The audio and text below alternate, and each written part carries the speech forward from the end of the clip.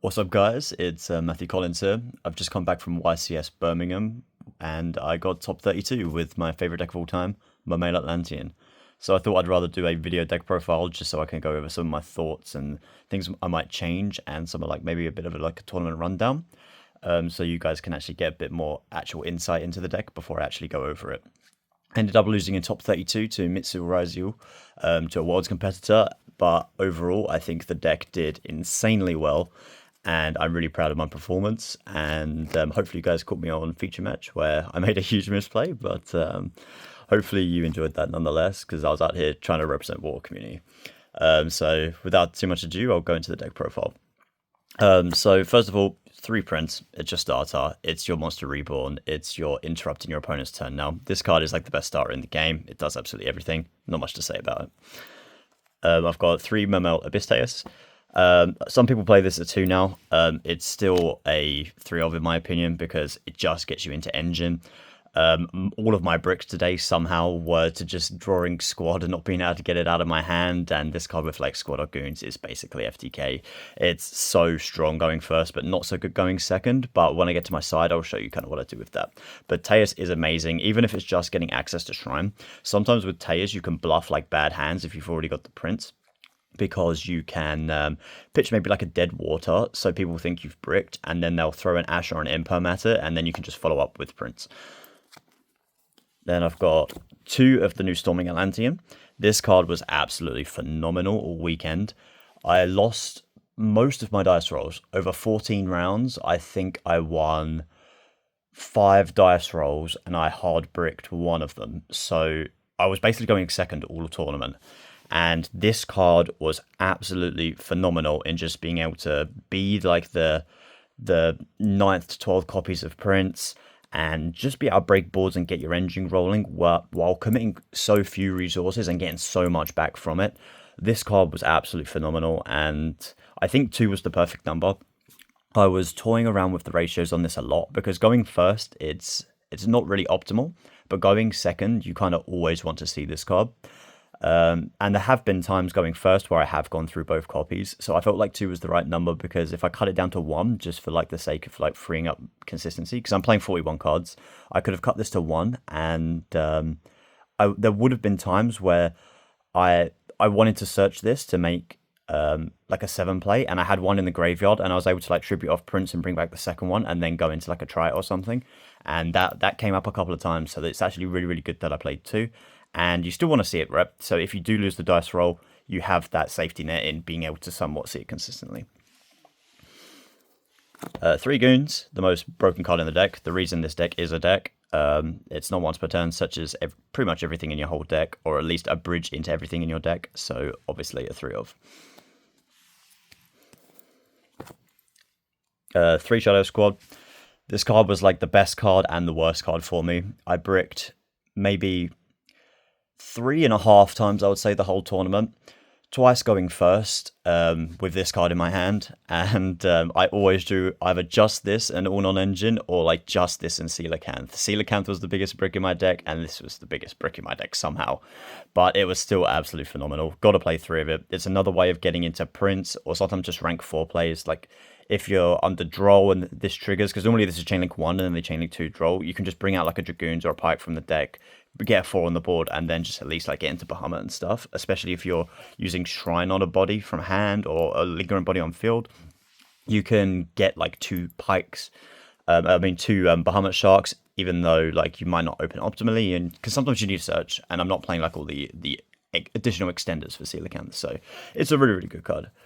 Then the 1 Deep Sea Minstrel. This card is basically FTK for a lot of people. It gives you hand knowledge. The amount of times people just scoop because you've opened like say this and this in tandem, or this and goons in tandem, and people just don't want to give you the hand knowledge because they know like if they've got 1 hand trap, it's literally just not worth the disadvantage to give you that information and go into game 2 being able to side against them. So I had a good couple of games where people just kind of scooped up as soon as I resolved that with like a goons or a squad. Then 3 Shrine. Like some people have been cutting the Coelacanth package and this down to 1 or 2, which I totally agree with if you are getting rid of Coelacanth. even in those builds, I would probably still always play like at least 2 of this, because you can use this to get into Poseidon really, really nicely, because you don't want to have to resolve engine to be able to like get engine going at the same time. Because if you're struggling to play going second and you have to resolve a Pike or a Teus to get into this, to get into Poseidon from your deck, you're in a really, really bad spot. So just hard opening this it's never a bad card. It's only really bad in multiples. But then you can always just pitch one if you need to, providing your hand is actually playable.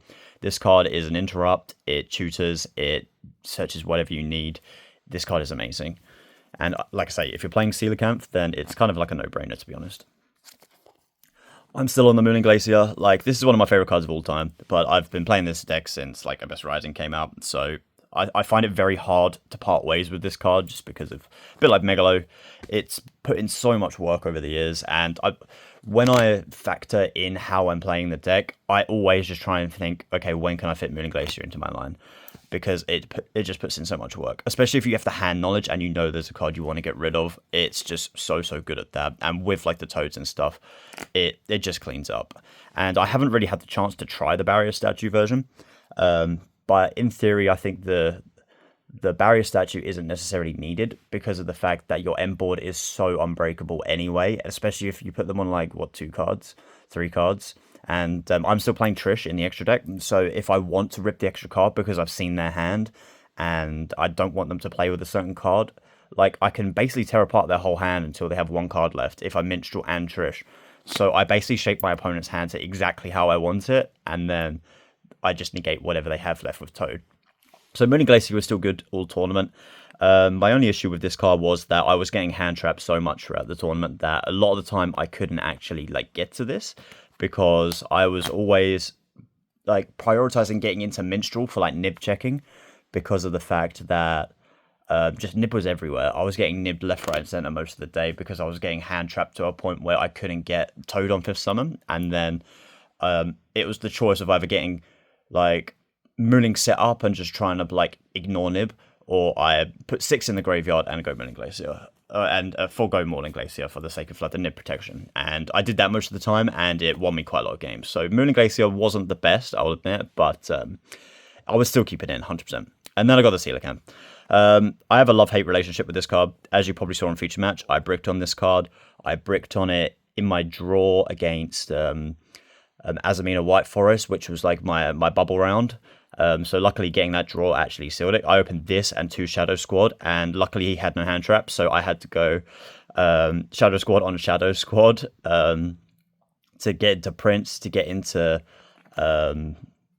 Poseidra, to pitch this, to go into 2 7s, to try to bring this back to make Bahamut, and then by the time I'd comboed, it was basically time. So this card, it still did win me a lot of games. It's always my plan C. A lot of people like to base their whole combo around this card, and then they play like Gluttonous, and some play Fishborg, some play the Schiff. But I've never wanted to go like combo with this. This is always like my plan C, because the deck only really has like 2 or 3 good pushes, and then it kind of falls off. So like, you've got like your Neptibus and your starter, and you can kind of push with that if you want to like force like an infantry, or like apply some pressure with Prince, because it does apply pressure, because it can bait like 1 to 2 interactions just on its own. Then you have maybe like a Poseidra play, and then you kind of have like trying to climb into a rank 7, and then if all of those fail, then you have Coelacanth as like your last resort, because if you manage to hold Trine the whole time and you've burnt through all their interruptions, you can just go to this, grab 2 pikes, and then link climb as like a final push, or you can just like try and break a board basically, or try and make another 7s push, which is really nice. So Coelacanth was always like my big red emergency button to just try and get me out of a situation where I'm just starting to run out of gas basically, and he was so good at that. I would still play Coelacanth because it won me a lot of games this weekend. It got nipped a lot, but I think that's just like, if I'm playing into a board and I don't have a point where I can minstrel check, I'm gonna just have to like play into the nib. Then I got 3 pike. It's my only target. It's a starter. I play the porpoise as well in the extra deck, so like triple pack is really, really nice for that, and obviously it's just the coelacanth targets, so not too much to say about this. It can clog in multiples, but I never really drew it in multiples throughout the whole tournament, which is quite nice. It's annoying drawing it as well if you want to go for a coelacanth line, because where I'm not playing the additional target, I tend to only have like 2 in deck at that point, so sometimes like missing that body can come up.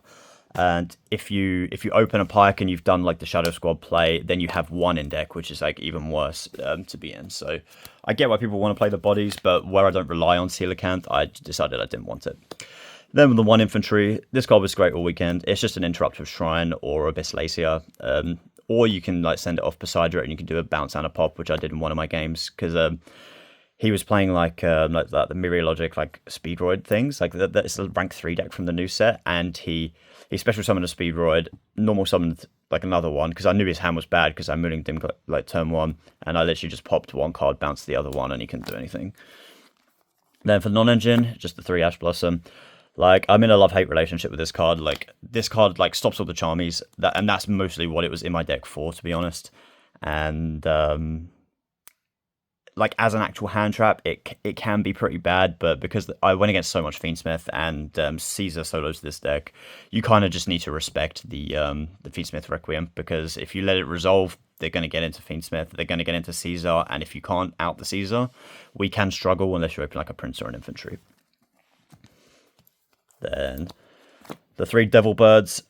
These cards were pretty bad, to be honest with you. Obviously the card is absolutely cracked. I would never not play this card, but I drew this card, or I tried to activate this card 5 times. I think I counted, because I didn't activate it at all day 2 or Top Cup, but I saw this 5 times across my first like 9 rounds, and it resolved once, and I drew 1 card. It got ashed 3 times and cross outed another. So when it resolved, it finally did what it's supposed to do, but it didn't really like actually help me progress my game states at all, really. So it didn't get me the resources I wanted. It didn't like really get me to where I wanted to be either. So it wasn't the best, but it wasn't the worst either, to be honest. But if all those resolved, I would have had a much cleaner time getting to Top Cut, to be honest. Then 3 Perulia. This card was amazing. It was the one that typically resolved. Like, I bricked on this card against Malice. My hand was... I finally won a dice roll, but all my bricks were when I went first, by the way, which was crazy. I drew double Perulia, Equip, Dragoons, and Coelacanth, and I couldn't play. So I just double Perulia, draw 2, he goes full Malice combo, and I just get like my stuff pushed in, basically. But this card was awesome, because I went against like 2 Azamina. This card was like really good against this. Yeah, I only got ashed once, which was my top 32 match. Game 3, I literally just drew 4 engine and this, and it was against Mitsuguri Raizu, and he ashed it and then went full combo. And then I had like Tias, Coelacanth, Poseidra, Pike in my hand, and I drew Impulse Return, and I just couldn't break full combo. He had like Dweller, Detonator, Cross, the Mitsuguri line set up, so I was just cooked. But yeah, this card was amazing. I was like toying playing like 2 in another list where I was playing like Small Worlds and Droplet in the main. But I decided that I needed to play as many Charmies as I could, especially one that like works with the deck because it being a water, just so I can try and create half boards and then break boards. Because I thought this like got a lot more value going into this tournament, because from Orlando, all of the Malice lists were playing like Bestial versions. So if people need to extend with a Bestial or want to go full combo, you'll still get 2 draws from it most of the time. Especially if you activate one, they give you a normal summon, and they're happy to play into the other one, and then you hold one, you can chain it to the other Bestial, and then you can still get like 3 draws out of 2 Perulias. Whereas if you just double shotgun this, sometimes you can still just get like 1 draw, and they can really play around it with like Field Spell and stuff. But yeah, this card was really good still. I got more value out of the Perulia than I did the Furos, to be honest with you, which was kind of crazy. Then the standard 3 Imperm. Like, I was tempted to just cut this for Droplet, and there's a world where that probably could have been the right call, because like looking back on the deck, where I cut Droplet and I got so used to playing against Droplet, I felt I didn't really have enough respecting Dweller in the main, because like Detonator plus Dweller is basically FTK against this deck, and you can't Imperm. I won against Pure Rizal in my round 10 match against can't remember his name. It's like Ben something, but he's a really well-known European player. And the Imperm clutched me there because he had a Dweller on the board, and I went Poseidra, pitched Goons, and he was kind of like pressured into activating the Abyss Dweller because like if he waited for the Poseidra to hit the board, then I would have got the Goon search. So he changed it to Poseidra, and I chained the Imperm from hand and turned off the Dweller, which was really, really nice because he had to pass because he was under. Actually, he was under Fura, actually, so I resolved Fura twice. So yeah, Imperm was actually really, really good because it was my Caesar out. It helped me just break boards going second if I decided to hold this card. And because I went against quite a lot of Fiendsmith piles and like a decent chunk of Rogue, I didn't actually get loads and loads of Riser with Malice.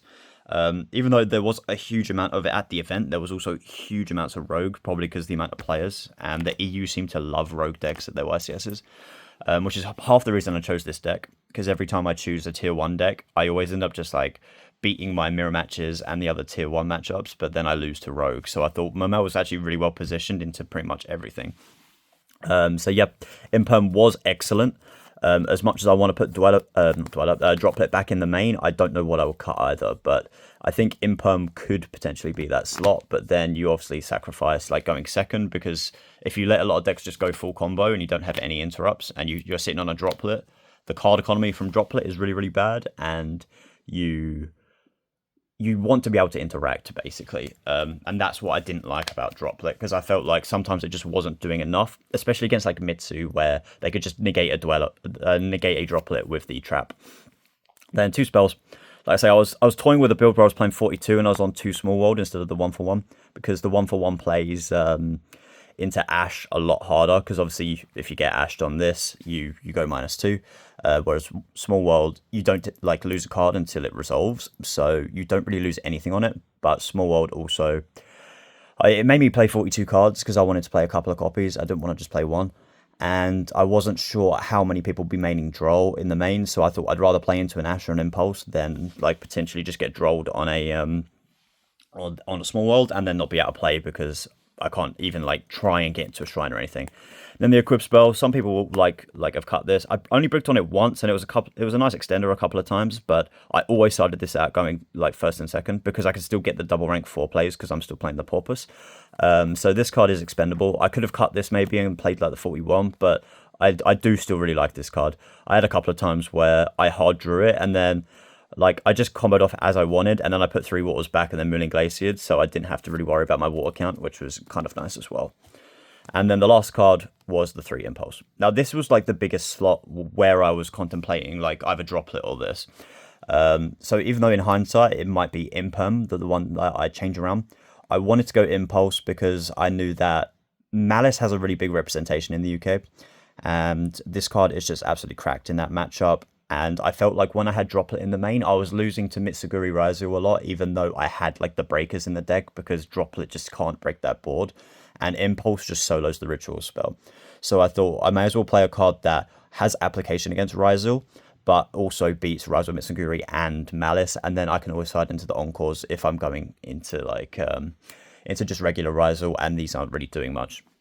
But if I'm just going against pure Raizu, then I typically try and hold this for the node. It really depends on my hand and what other interacts I have. But typically, if anyone's going to Dweller, they always tend to Dweller last. So normally their last push for an XYZ comes off the node. So if you have the hand knowledge with them having like the extra ice, you can always like just not use it then.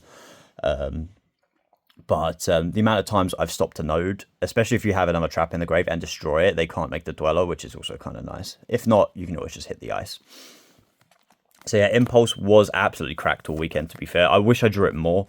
I drew it for turn in my feature match, and it would have actually saved me if I just drew that one card sooner, which was really, really sad. But like, the deck overall, it was absolutely butter smooth. It was, I only bricked, like let's say about 3.5 times the whole event. 3 of the times were going first, and I basically went second most of the tournament, and it was really, really, really, really solid. I don't think I would change much about the list, to be honest. It's 41 cards. You could cut a couple of things. You could cut like the Triana. You could cut the 1-for-1 if you wanted to like try and like lower it down a little bit. You could cut Mooling or Coelacanth if you wanted to cut the cards down, or you could just cut this down to 1. But I honestly wouldn't change too much about it. I found like most of my nibs or most of the things I was struggling with was Nibiru, and as you probably saw in the feature match where I got like, double nibbed. I got double nibbed a couple of times and it was pretty rough. And what do you call it? Dweller. So like having another out for Dweller in my deck or side deck, as well as being able to respect Nibiru a little bit more, would have been really helpful. And then for the extra deck, just the one Poseidra. This card's absolutely cracked. It's Flamberge for water, and it's triple compulse. Like, this card is so good at breaking boards, and even just extending into your combos. It's insane. Abyss Tribe. This card's probably MVP from my extra deck. It was so good. Gaios, I only made it a few times, but when I did, it won me quite a few games, to be honest. Just ending on a Gaios.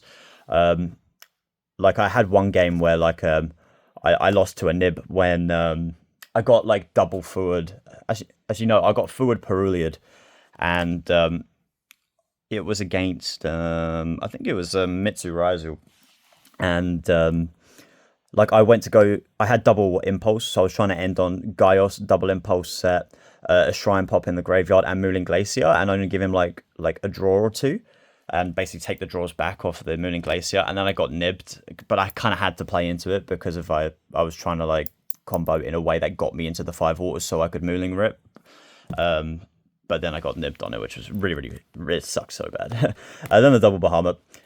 This card's cracked all weekend. Obviously, it's the way you play around Nib. As you saw in my feature match, like, I went for Dweller instead of this because, like, I kind of just saw red and my brain just switched off for a moment, because I was like, oh, if I go 6 for Toad and then I negate, I've got 6 waters in the grave and I can't Mooling. But I forgot about the add back, because I didn't really think about it. I immediately just dismissed it, and then my hands just acted on their own and made Dweller, and that was my biggest misplay of the whole tournament, and unfortunately it was on stream. Then double Toad, Dweller, Zelantis. This didn't come up once. Like, I do really like this card though, because this card is like another push, like what I said with Coelacanth earlier.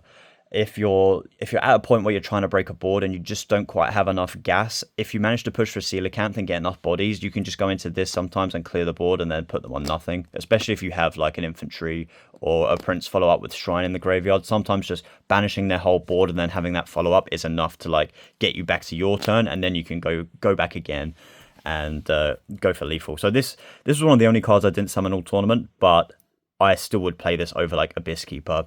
I never make Kragan. I don't really like that card, to be honest. And I always try and look for lines into this if I feel like I need that final push. And then Mermail King, obviously cracked. Coral Enemy, same old. Abyss Glacier, this card is so fucking good now. It's so much more of an interruption than it used to be. Now Prince and Poseidra is a combo. Adrian, I made this twice. It was really nice. I made it into Malice, like the first time I won against them, and I made, like, this Gaios going first because I messed up my line slightly, and I had, like, Impulse Ash, and he couldn't do anything, because, like, I just chained it to one of his bodies off a field spell, and he lost the body straight away, and then it made it so hard for him to try and climb up after that.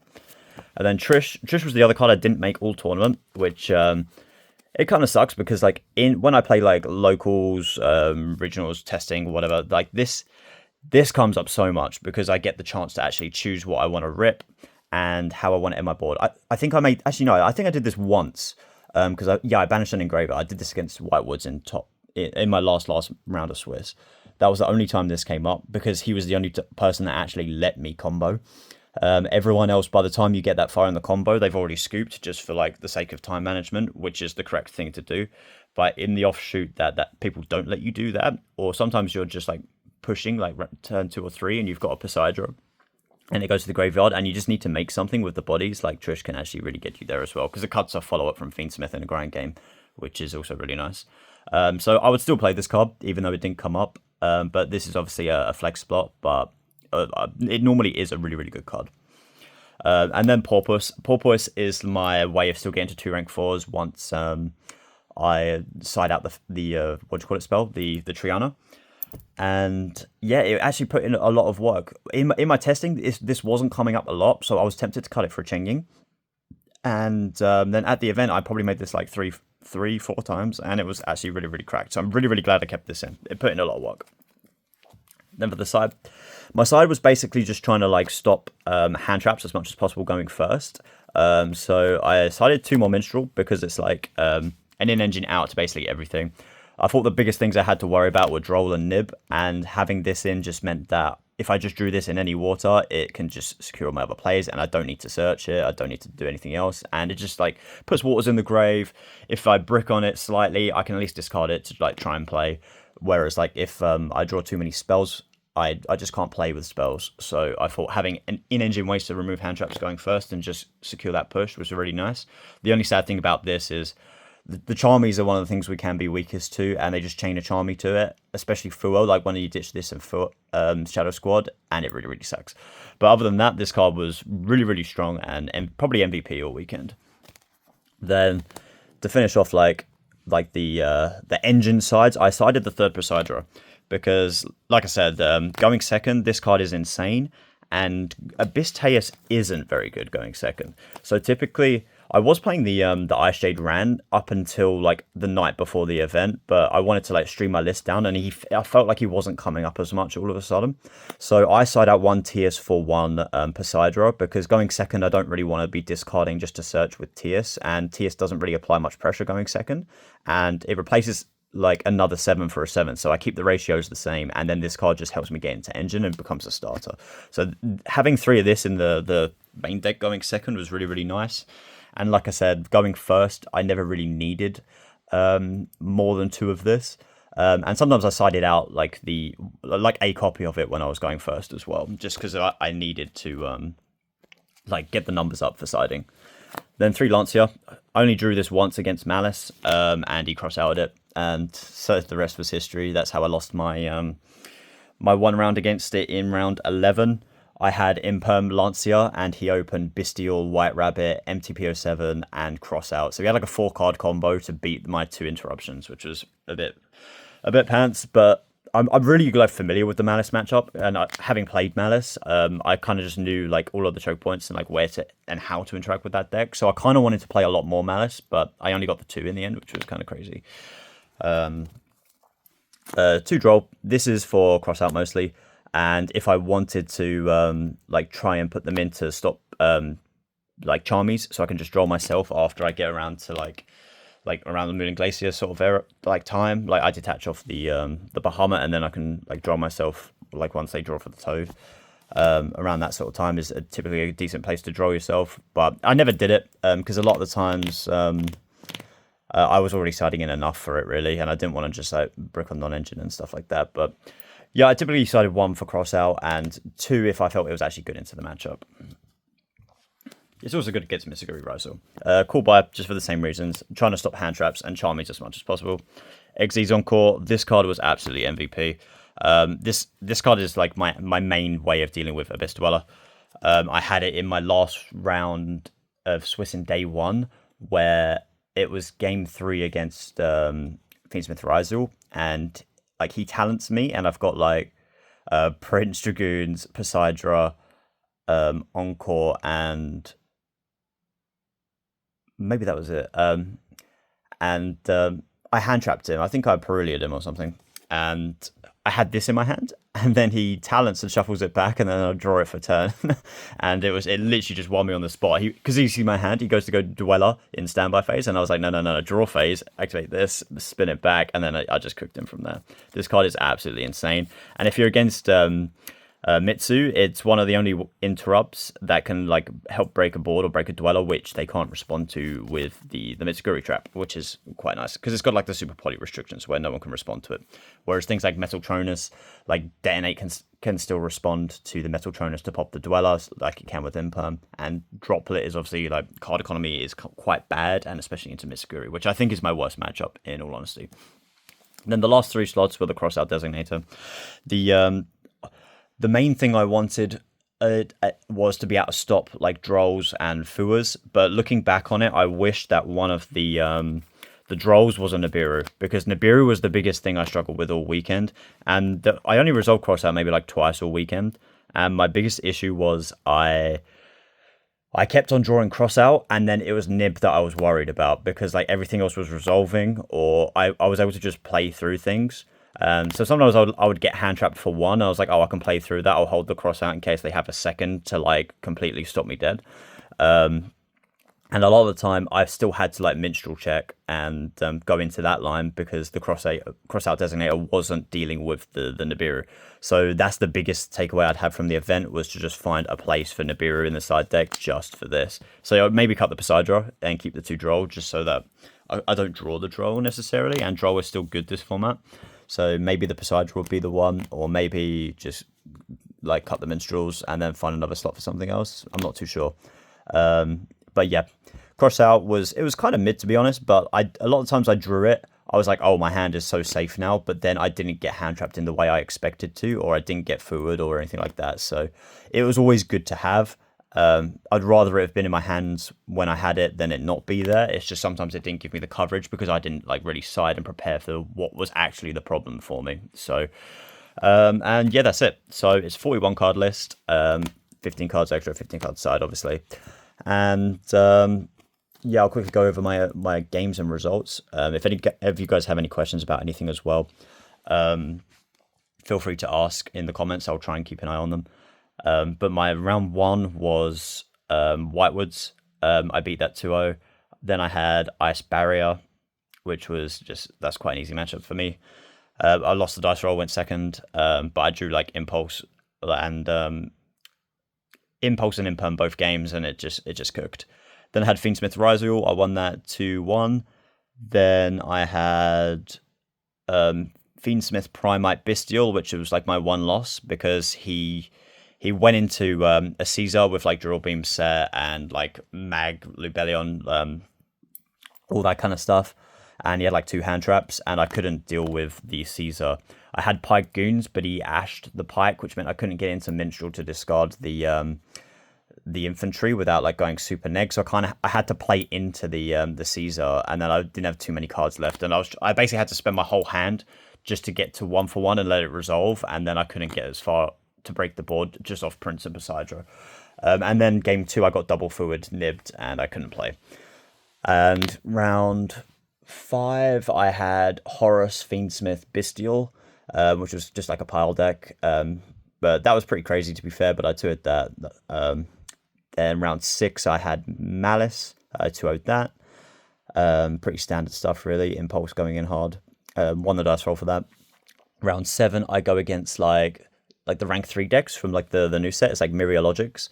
That deck he paired it with Speedroid, and as soon as I saw like the Speedroid come down, I thought I was against Goblin Biker, and it turns out he was playing that, and I hadn't seen that archetype actually play, because I saw like someone's Mermail list where he was actually like siding into one, so you can make the rank 3 and set the Omni negate. So I was like just imperming that because I knew that it set Omni negates. But then once the deck actually got going, it was crazy, and he was like 6-1 at the time, and he built his deck to beat Ryzel, and I guess he just had Ryzel all day because like his matchup against that was insane because he sided into Goblin Bikers, and the deck was pretty crazy, to be honest. So that was probably one of my funnest matchups all day.